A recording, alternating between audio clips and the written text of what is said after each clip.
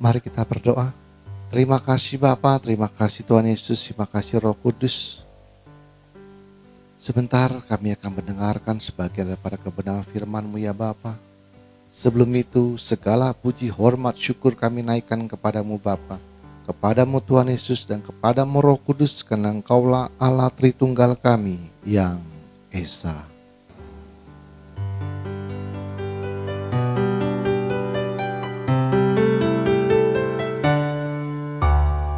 Hormat bagi Allah Bapa, hormat bagi anaknya, hormat bagi Roh penghibur ketiganya yang Esa. Haleluya, haleluya, ketiganya yang Esa.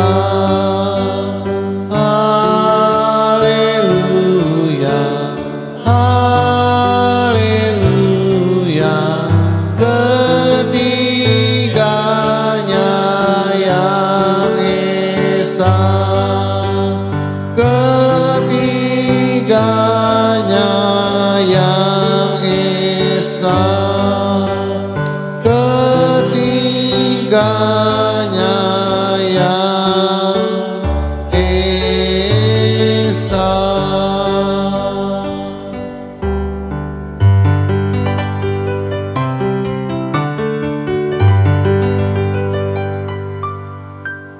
Berikanlah kami pengetahuan, pengertian, dan akal budi-Mu ya Tuhan, supaya kami menjadi orang bijaksana dan rendah hati seperti diri-Mu. Urapi hamba-Mu pada saatnya Bapa, Kau menjamah lidah bibir hamba-Mu Roh Kudus, supaya apa yang hamba perkatakan menjadi kebenaran-Mu yang sempurna di akhir zaman ya Tuhan. Sembunyikan hamba-Mu di balik salib-Mu, biarlah Engkau semakin besar dan hamba-Mu semakin kecil. Persiapan hati kami, bagian tanah yang subur di dalam hati kami, supaya firman-Mu yang berbentuk logos tulisan mati menjadi remah dalam kehidupan kami. Terima kasih Bapa, terima kasih Tuhan Yesus, terima kasih Roh Kudus. Di dalam nama Tuhan Yesus kami telah berdoa dan mengucap syukur. Haleluya, kita yang percaya katakan amin. Mari kita ucap salam kita, 1, 2, 3. Salutem en Christo en dunameon energemata. Salam di dalam Kristus, di dalam kuasa mujizatnya. Amin. Silakan duduk. Shalom semuanya. Oke, kita sambung lagi. Sampai halaman berapa?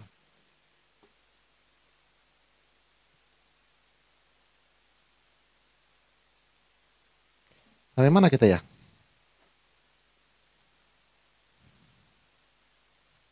Oh, sampai rasa aman. Orang yang paling kaya justru itu yang paling tidak aman.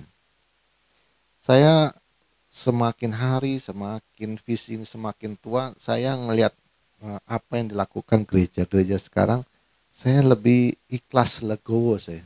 Karena ya mereka sebenarnya tanpa saya sadari, saya memperhatikan mereka sedang mengambil porsinya masing-masing. Dan saya bersyukur, ya udah doa aja, saya yang siapin. Oh ya udah, siapin aja semuanya mau ngapain kalian. Ya saya tunggu aja. Karena jikalau visi ini belum selesai, belum sampai sempurna, Anda hanya bisa ya menyiapkan segala sesuatunya. Karena harus menunggu dari Anthropos Ministry. Karena saya jelasin juga nggak ada gunanya Anda belum sampai seperti apa yang saya pahami. Jadi saya lebih ikhlas. Oh ya udah, setiap gereja, setiap hamba Tuhan itu mempunyai bebannya masing-masing, bagiannya masing-masing. Jadi saya ngeliat begitu ya udah lakukan aja. Jadi saya nggak terpengaruh harus begitu, enggak. Karena itu saya nggak terbeban. Saya nggak terbeban dengan doa yang panjang lebar. Saya tidak terbeban tradisi gereja yang selalu dilakukan. Ya kan, kalau mau Pantekosta 10 hari berpuasa, saya nggak ada beban itu. Saya nggak ada beban untuk melakukan ini, melakukan. Saya lebih terbeban kalau visi ini gagal. Saya memperbaiki karakter, moral, ya kan? Kita ini manusia punya namanya apa namanya? Kesadaran, nalar logika, hati nurani. Tapi ternyata ketiga hal ini, kesadaran, logika, dan hati nurani, kita gunakan untuk tunduk kepada apa? Dogma dan doktrin gereja. Dan kepada tradisi-tradisi gereja. Ditundukin. Kenapa? Padahal harusnya kita menggunakan, kita punya kesadaran, nalar logika, dan hati nurani untuk mencapai apa yang Tuhan mau, yaitu kebenaran Tuhan sendiri. Jadi jangan nanti di depan kata Pak Hendy begini, babak belur, kok ikut saya? Jangan. Saya memberikan Anda kebebasan untuk tidak melekat kepada diri saya sendiri. Anda sebagai murid dan sebagai guru jangan lengket sama gurunya.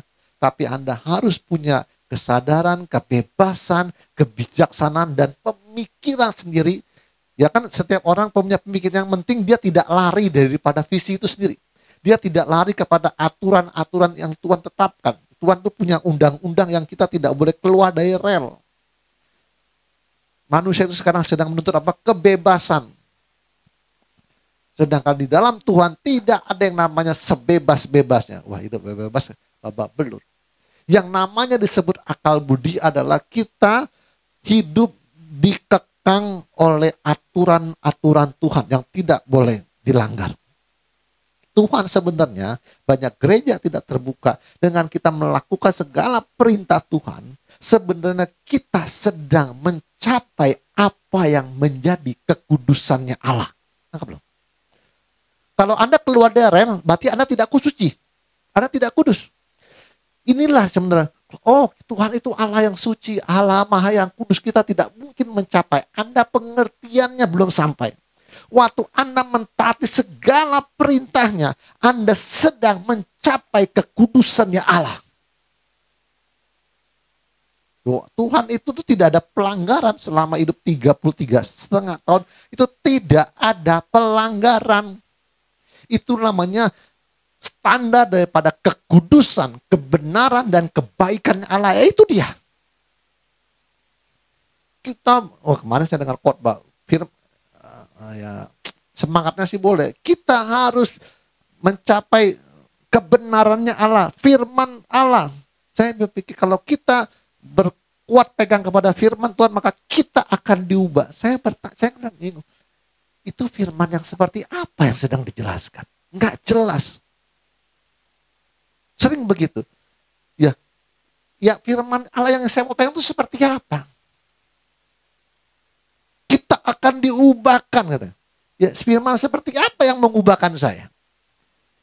Sebenarnya ini kelas masa masih TK sebenarnya, sekolah minggu. Ya gampang aja. Yang pertama mulai daripada 10 perintah Allah. Jangan mencuri, jangan berzinah, jangan berbuat curang, jangan ini.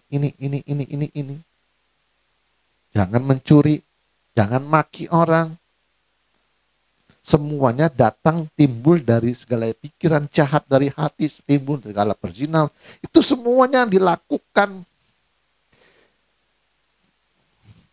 Jikalau matamu gelap, maka gelaplah seluruh tubuhmu. Jika matamu terang, maka teranglah seluruh tubuhmu. Jikalau yang terang ada padamu menjadi gelap, betapa gelapnya kegelapan itu.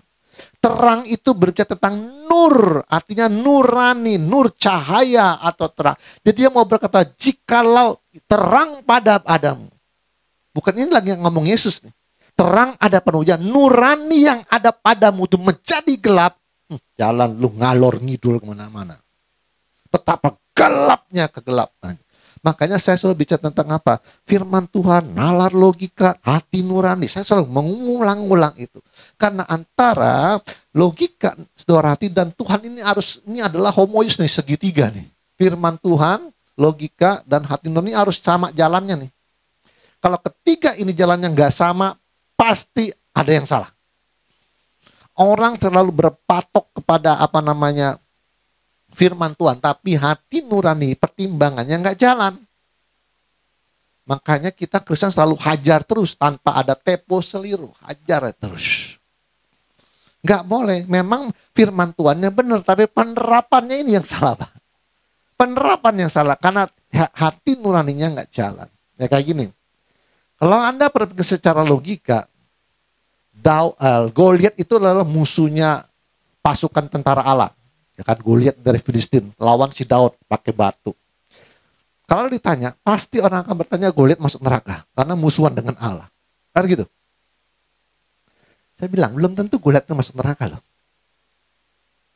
Karena orang itu bisa dinyatakan salah kalau dia tahu dan dia melanggar. Loh, kita juga sebelum percaya Yesus, kan hidupnya sepengertian kita aja hidup ini bagaimana. Ya, anggapnya firman yang nggak ada, kan hidupnya semengertinya saya aja gitu. Goliat kan begitu. Siapa yang, manusia itu bisa berakal budi, siapa yang ngajarin? Tuhan. Tanpa Tuhan, kita hidup semengerti kita aja gitu. Ah, dia aja begitu, ngapain kita berbaik sama dia? Dia aja nggak pernah nganter kue sama kita. Kapan kita nganter kue sama dia kalau lagi Natalan? Kan begitu. Semengertinya kita aja. Goliat juga akan lakukan seperti itu. Semengertiin dia aja udah.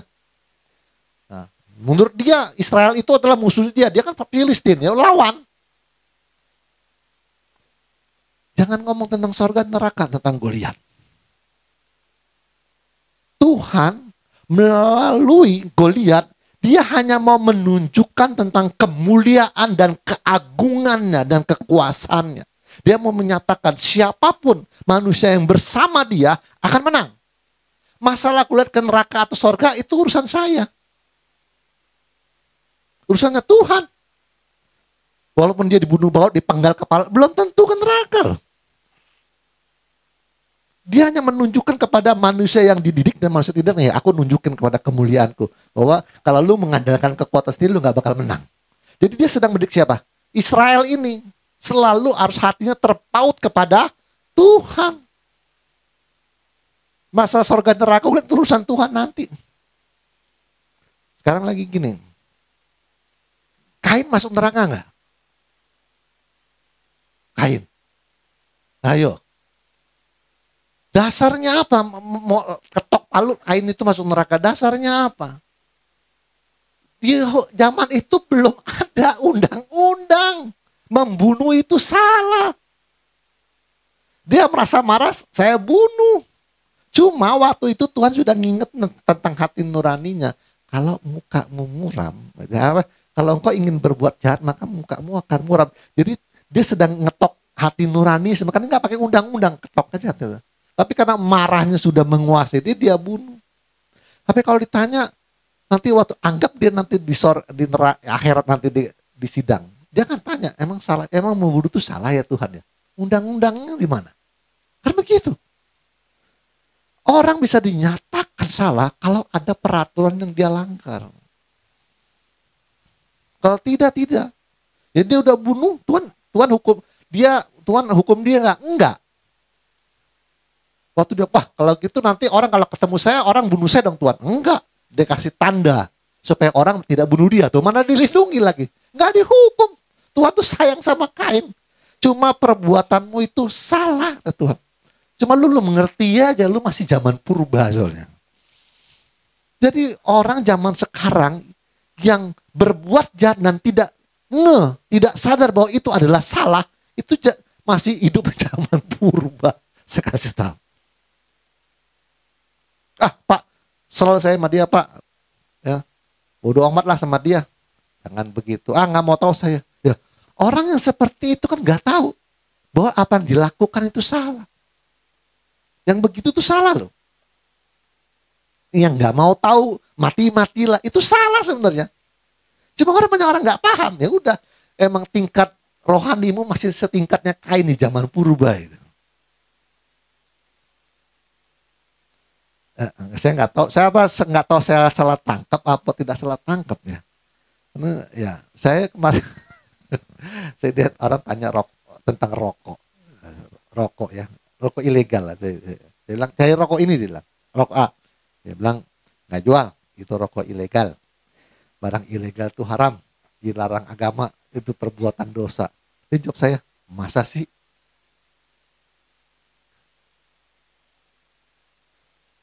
Aneh kan? Dia yang saya tangkap tuh, saya tangkap istri saya, dia mungkin nggak tahu bahwa rokok A itu ilegal, mungkin saja. Tapi waktu dia bilang masa sih, saya coba untuk menerangkan lagi. Ya namanya barang ilegal kan haram, dilarang agama. Baru dia diam dia. Jawab saya lagi, saya ulangin baru dia masakan saya sampai mengulang-ulang itu sampai lu gitu. Tapi nggak apa-apa, saya merasa saya orang kalau hal-hal yang kecil aja nggak ngerti ya sudah, memang setingkat zaman purba.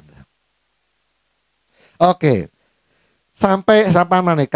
Apa namanya, merasa tidak aman yang paling kaya. Untuk membebaskan kemelekatan hati terhadap benda-benda sekeliling kita seperti uang, motor, mobil, rumah, dan semua yang kita miliki, maka pembebasan kemelekatan ini dapat dicapai bila kita telah mampu menyelenyapkan tentang adanya aku dalam diri kita. Nah, kemarin ada ngikutin nggak saya diskusi sama Ferry tentang apa namanya, kemelekatan. Saya bilang bahwa semuanya harus dilepas supaya tidak menderita. Tapi dia punya argumen, terus bagaimana kalau Tuhan itu kok menangisi Yerusalem? Yesus kan pernah nangis, Yerusalem, Yerusalem, dia bilang, engkau yang membunuh nabi-nabi. Tuhan Yesus pernah menangisi, itu artinya kan Tuhan Yesus melekat, katanya Tuhan Yesus tidak boleh melekat. Ini, Tuhan Yesus hanya melekat kepada manusia ciptaannya yang namanya manusia. Kita juga harus mencintai Tuhan dengan segenap hatimu, segenap jiwamu, segenap kekuatan. Benar, kita hanya boleh melekat kepada Kristus. Dan Kristus hanya melekat kepada kita. Dua oknum yang saling melekat, yang lain tidak boleh. Saya sudah bilang, yang lain buang kecuali Kristus. Kemelekatan tidak boleh, yang Kristus. Itu digambarkan dalam perumpamaan, katanya. Ada seseorang mendapatkan tanah, ada harta terpendam, dia bilang. Kan begitu perumpamannya. Lalu dia tahu tuh ada harta terpendam. Lalu dia pergi menjual semua ladangnya dan membeli tanah itu. Itulah gambarannya. Artinya, setelah kita membuang dunia ini, kita mendapat harta terpendam. Siapa harta terpendam itu? Kristus. Perumpamaan juga sama, seperti orang yang mencari mutiara. Setelah dia mendapatkan mutiara itu, dia jual semua ladang dan mendapatkan mutiara. Siapa mutiara itu? Kristus. Kita membuang semua kemelekatan dunia untuk mendapatkan Kristus. Kalau gitu, kita harus melekat dong, Pak D. Iya, melekat kepada Kristus. Kalau Pak D melekat kepada Kristus, pasti timbul namanya penderitaan. Iya. Iya. Benar loh. Yesus itu melekat kepada manusia, menderita nggak dia? Iya. Karena cinta adalah penderitaan. Udah pintar semua tong samcong. Ya begitu, hanya dua oknum yang melekat dan saling menderita. Makanya Yesus pernah menangisi Yerusalem. Yerusalem, Yerusalem, engkau yang membunuh para nabi. Begitu, memang benar, dia nangis karena dia melekat kepada yang namanya manusia. Kita juga melekat kepada Kristus, kita menderita. Kalau Anda tidak mau menderita, Kristusnya singkirin dulu, jadilah manusia purba dan carilah uang banyak-banyak. Jalan-jalan sasi itu, kita melekat satu oknum ini memang menderita. Yang lainnya harus dilepas semuanya. Kisahnya gereja yang pecah, tahu? GMS sama GS, ya udah tahu, saya nggak perlu cerita. Kalau di ATM terjadi begitu, langsung saya tantangan, mau lepas, tantangan. Cuma saya pikir baik-baik, udah, oke, lepas saya tantangan. Nggak mau mikir saya. Karena kalau mikirin cabang sana diambil orang, cabang sana, menderita saya. Tantangan, kalau mau pisah, ya tantangan aja. Nggak pusing-pusing gitu. Kalau saya sih ya, mau ambil. Kalau kamu mau ambil ya nih, kalau nggak salah jemaatnya ada 500 jemaatnya. Kalau saya mah tantangan aja lah. Ya kalau jemaatnya mau ikut kamu, ikut aja sana. Nggak masalah. Karena memang setiap manusia visinya berbeda-beda. Kalau Anda punya visi, Anda mau itu jemaat 500 dan kamu mau pisah dari saya tantangan langsung. Nggak pusing-pusing. Oke. Jangan ada lagi penderitaan di ATM. Oke, pembebasan ini, oke. Untuk membebaskan kemelekat hati terhadap benda-benda sekeliling kita, maka kita harus mencapai melenyapkan adanya aku dalam diri kita. Pembebasan ini hanya mungkin jika paham keakuan telah lenyap. Pembebasan ini bukanlah berarti suatu perubahan dalam tatanan yang objektif benda di luar diri kita, melainkan bahwa yang berubah adalah subjektif kitanya atau diri kitanya. Dengan kata lain, apapun di dunia ini tidak akan berubah jika cara pandang kita tidak berubah. Pembebasan ini dikatakan juga sebagai suatu peristiwa transformasi psikologis. Jadi jiwanya ada perubahan. Pembebasan ini dikatakan juga bahwa secara teoritis pembebasan adalah melenyapnya kegelapan yang menutupi mata rohani manusia. Secara moral, pembebasan ini adalah lenyapnya keakuan dan bangkitnya api cinta kasih dalam diri manusia. Ini namanya transformasi yang saya pernah cerita tentang kepompong lagi berubah di dalam dan dia keluar dari pompongnya. Ini lagi banyak nih paham-pahamnya tentang dari psikologis bisa, dari teoritis bisa, dari moral juga bisa. Kalau dari moral itu akhlak ya, jadi bebasnya manusia dari keakuan dan bangkitnya cinta kasih dalam diri manusia. Ketika kita merenungkan apa sesungguhnya yang menyebabkan seseorang begitu terikat dengan hal-hal duniawi, maka kita akan memahami bahwa itu terjadi karena mereka menganggap dunia yang fana ini adalah dunia yang sesungguhnya. Mereka begitu terikat dan memuja tubuh jasmani karena tubuh inilah yang dapat mereka lihat. Melihat lawan jenis mungkin akan membawa hasrat dan hal yang sama pun bisa terjadi pada makanan, rumah, harta, uang, dan lain sebagainya. Kita berhasrat kepada mereka semua. Begitu seseorang terikat dengan sesuatu, maka jangan harap ada kedamaian dan ketenangan dalam pikirannya. Baru setelah mereka berhasil menghilangkan perasaan terikat ini, mereka bisa menikmati ketenangan hati yang kemudian akan membuahkan kebahagiaan yang sesungguhnya. Jadi kalau dia mau bilang, kalau Anda di dalamnya masih menderita, terus Anda kan pura-puranya mau menolong orang yang sedang menderita, bisa nggak? Kita di dalam sedang menderita, terus nolongin orang yang menderita tuh bisa nggak? Wah, dia lagi kesel nih. Wah, dia lagi marah. Anda bisa nggak nolong dia? Wah, dia lagi sakit hati nih. Wah, dia nih kayaknya dendam sama si Angkoh ini nih. Anda yang sedang menderita tuh bisa nolong dia nggak? Nggak bisa. Jawaban Anda apa? Gini Pak. Ya wajar lah, memang nggak benar. Gimana Anda mana ngikut? Karena Anda waktu mendengar dia aja Anda kesel kan, Anda menderita kan. Gimana mau nolong dia? Anda sedang aja menderita. Jadi kalau saya lihat orang lagi marah, kesel, ngoceh, saya dengerin aja. Saya lihat dia sedang menderita. Kita nggak boleh ikut-ikutan menderita. Dengerin cerita orang nggak boleh ikut-ikutan kesel. Ya. Kalau kita menderita nggak bisa nolong dia. Kita akan sepaham dengan dia. Oke. Segala hal yang dilakukan manusia akan lenyap di telan waktu. Segalanya akan hilang begitu saja. Sejarah bagaikan arus sungai yang membawa segala sisi kehidupan manusia. Dan hanya orang-orang yang menyadari ada sesuatu yang tidak berubah di tengah arus inilah yang akan memahami kesia-siaan dunia fana ini.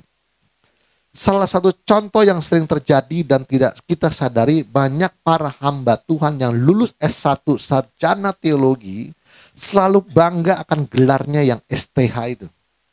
Karena kita selalu berpikir bahwa sarjana teologi sama dengan apa yang kita dapatkan di sekuler seperti sarjana ekonomi, ST, Eskom, dan lain sebagainya. Kan dia pikir ya saya juga sekolah, sama-sama punya gelar gitu. Kita berpikir gelar kerohanian sama dengan gelar yang didapat di dunia sekuler. Maka secara otomatis kita bangga dengan selalu menuliskan gelarnya di belakang namanya. Kadang-kadang marah kalau gelarnya tidak dicantumkan. Ya ada orang yang gelarnya nggak dicantumkan tuh marah loh. Dia merasa nggak dihormati.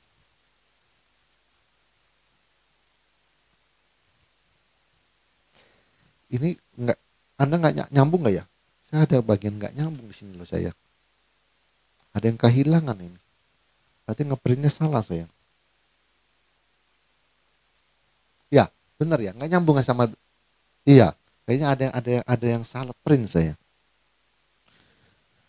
Oke, sekarang ada 7 penyebab kesedihan manusia. Kita renung baik-baik, ada 7 kesedihan manusia. Ini penderitaan semua nih.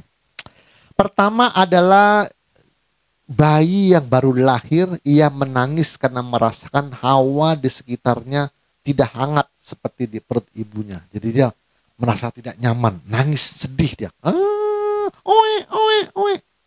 Yang kedua, manusia sedih kalau sedang sakit, benar? Sakit, nggak sembuh-sembuh, sedih. Yang ketiga, udah tua, sedih, anak udah kawin semua, cucu nggak ada, jalan satu-satu, sedih sendiri, tinggal sendiri. Udah mulai tua, udah sedih, nggak ada siapa-siapa. 4, harus bertemu atau bersama sesuatu yang menyebalkan.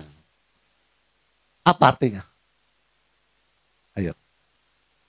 Harus bertemu dengan sesuatu yang menyebalkan itu. Bertemu dengan orang yang kita benci adalah penderitaan. Itu dia. Kita nggak suka ketemu dia lagi. Ketemu dia lagi. Sedih kan ya. Gitu. Itu batinnya nggak bersih kalau begitu. Ya. Oke, 5. Berpisah dengan orang atau sesuatu yang dicintai. Setuju? Ada sesuatu kehilangan yang kita sayang, hilang. Benda, mobil, ataupun hilang dicuri orang, kita sedih. Berpisah dengan orang yang kita cintai adalah penderitaan. Jadi kalau orang cerai itu sebenarnya penderitaan nggak? Iya, sebenarnya cerai. Cuma udah pasrah, nggak bisa disatuin lagi. Terus apa? 6, niatnya belum tercapai. Bener nggak sedih? Bener nggak nih? Mimpinya nggak kecapai-capai.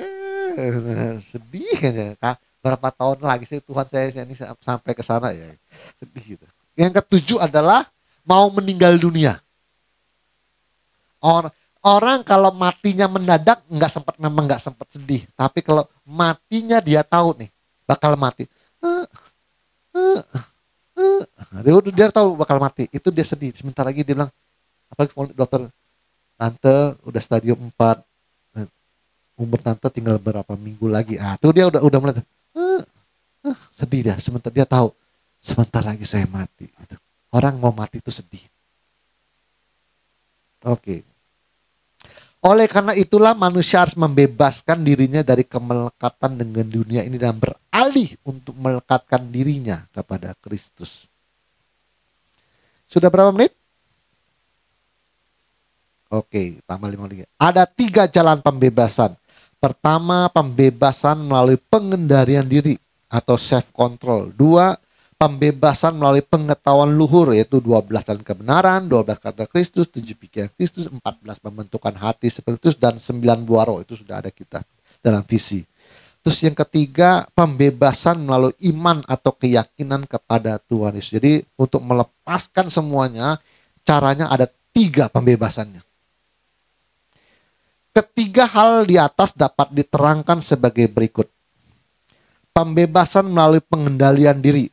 Pembebasan melalui pengendalian diri seperti yang tampak dalam tujuan terbukanya mata rohani atau pencerahan batin. Nah, tujuan dari pencerahan batin itu ada 10 semuanya. Nah, kalau Anda mengalami ini nih, artinya Anda sudah mengalami pencerahan batin. Kalau Anda mengalami yang 10 ini. Kalau Anda belum mengalami 10 ini, ya, ini Anda belum mengalami pencerahan namanya. Ada tanda-tandanya. Pertama adalah timbulnya kebahagiaan. Jadi orang lagi marah-marah, orang lagi kesel sama kita mana cengengesan. Lihat dia. Lucu aja gitu. Wah, marah-marah ya. Nah, dia timbul kebahagiaan aja. Terus 2, murni atau bersih. 2, pikirannya cemerlang. Terus menyala-nyala, berapi-api. Tak kembali lagi. Jadi kalau tak kembali lagi itu, Anda yang tadi sudah bijaksana, dia nggak bisa balik lagi jadi bodoh tuh nggak bisa lagi.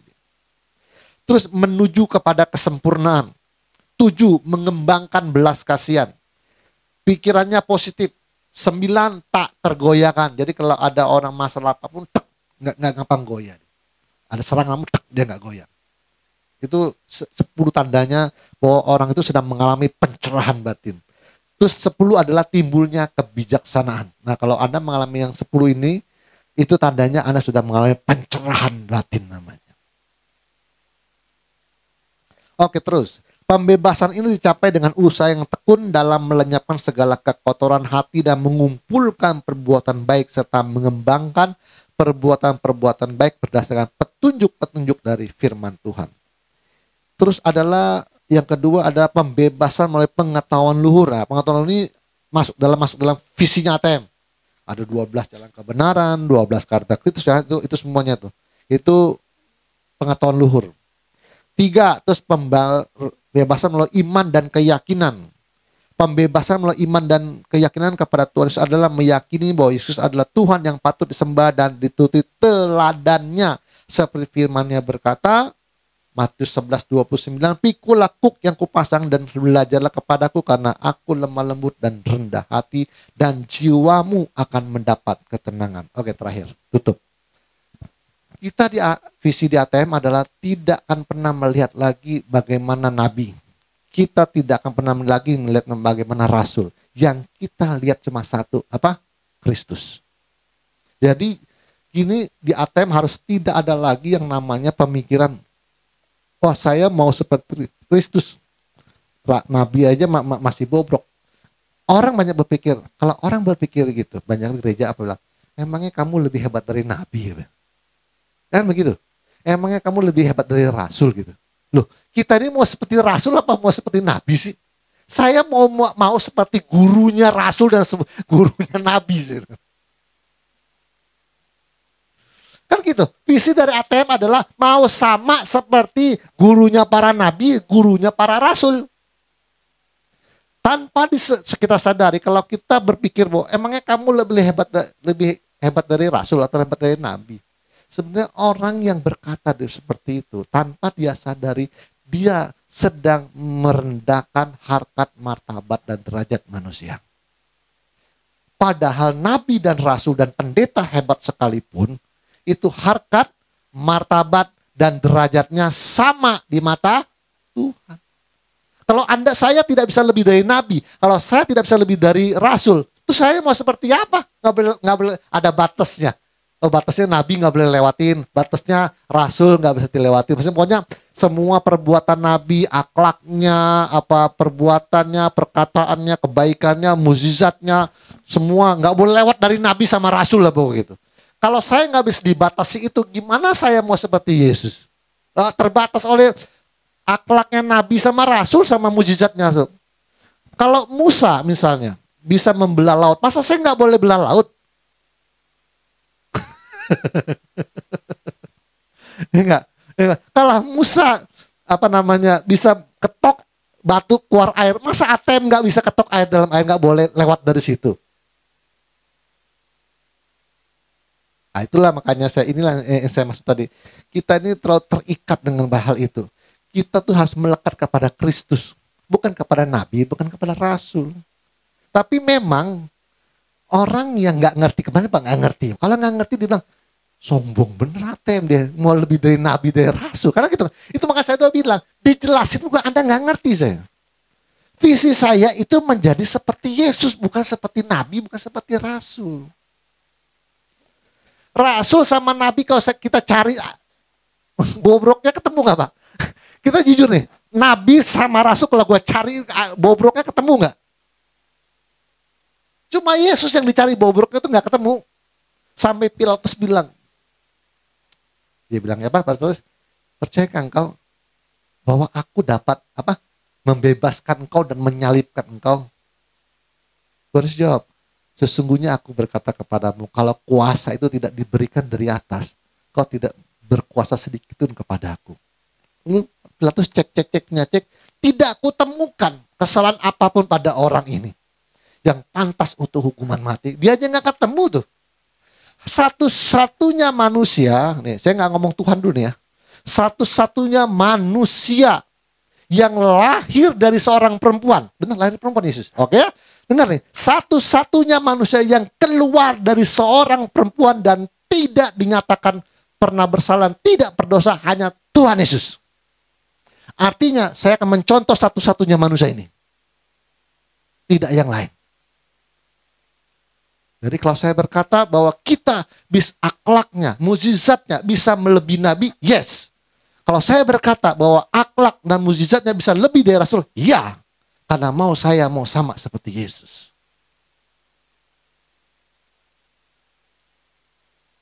Yesus berkata apa? Kalau firmanku tinggal di dalam kamu, maka kamu akan melakukan pekerjaan-pekerjaan yang lebih dari yang apa aku lakukan.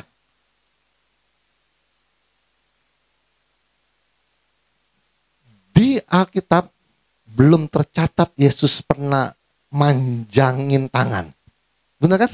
Ya, orang kalau bisa lahir nggak punya tangan, gimana? Belum ada tercatat itu. Tapi saya sudah pernah khotbah, ada kata lalu orang sakit dan lemah itu datang kepada Yesus untuk disembuhkan. Kata lemah itu sebetulnya harusnya cacat. Jadi sebenarnya nih ada. Cuma orang nggak ketemu. Sebenarnya ada. Jadi Yesus itu pernah menyembuhkan orang cacat. Cuma memang hal ini tidak terlalu ditulis secara vulgar. Yang disembuhkan orang sakit demam, orang buta, ya kan, orang sakit kusta. Tapi saya percaya ATM di depan harusnya bisa untuk menyempurnakan anggota yang cacat lahir. Saya nggak tahu Tuhan mau menginginkan saya itu orang menyembuhkan orang yang cacat lahir, atau kalau orang kecelakaan putus jarinya bisa ditumbuhin lagi nggak, Pak? Oke. Kalau cacat lahir, oke. Kita sempurnakan. Oh, lahir nggak punya tangan, lahir nggak punya kaki. Saya kadang-kadang suka ngenes loh kalau nonton di konten-konten itu ya. Bayi umur 3 tahun nggak punya kaki, nggak punya tangan. Terus dia main sama bapaknya, main bola. Gimana caranya? Bayi 3 tahun, 4 tahun, nggak punya tangan, nggak punya lahir. Nggak punya tangan, punya kaki lahirnya. Oke. Tapi dia main bola sama bapaknya. Anda bayangin gimana cara main bolanya? Ngeguling dia. Guling di lantai lu. Main sama bapaknya. Saya kan nonton video itu ngenes saya. Saya bilang, seandainya saya sudah mencapai hari ini, mungkin bisa disempurnakan, saya bilang Tuhan. Lahirnya nggak punya tangannya, ngeguling deh, main bola main sundul pakai apa?